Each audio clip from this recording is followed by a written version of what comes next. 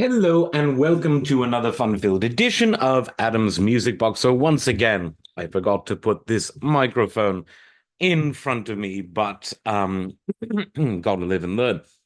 So today I want to talk about Chubby Checker, who most people will know, remember, and love for the twist and variations of it, like Let's Twist Again.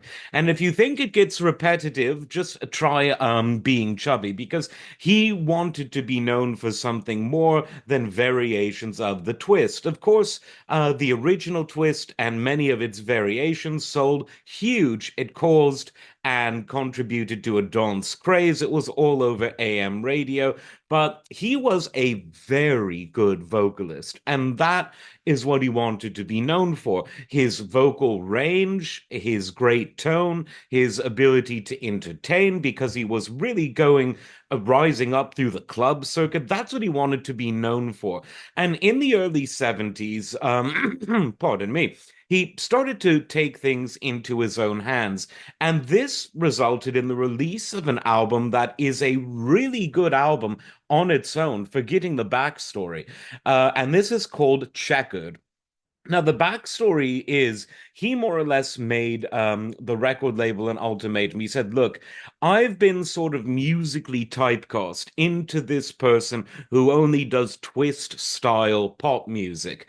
I want to do something heavier. I want to do something that is very much drawn from the contemporary R&B of the early 70s. Think Sly and the Family Stone, think James Brown, and with a rock and roll fusion twist, think Jimi Hendrix, particularly Hendrix and his band of gypsy stuff with Buddy Miles.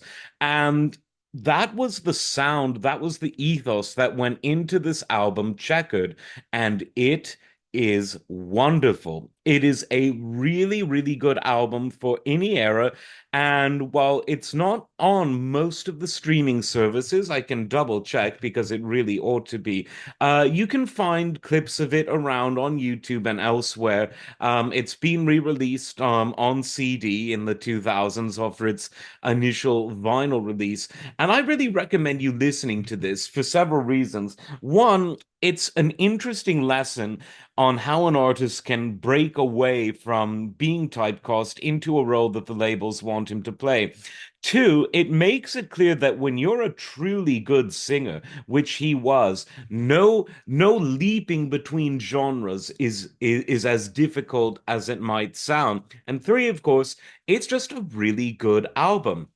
And it was around the same era that he appeared on the Midnight Special, and I love what they're doing. Every Friday they release a new full episode. And by new, I mean from the 70s when the show was new, and they go in sequence. So every Friday on YouTube, they release an episode that would have been released back in the day. And you can see from watching Chubby Checker's appearance on the show just how good of a live performer he was. He was way more than a dance song. Way, way more.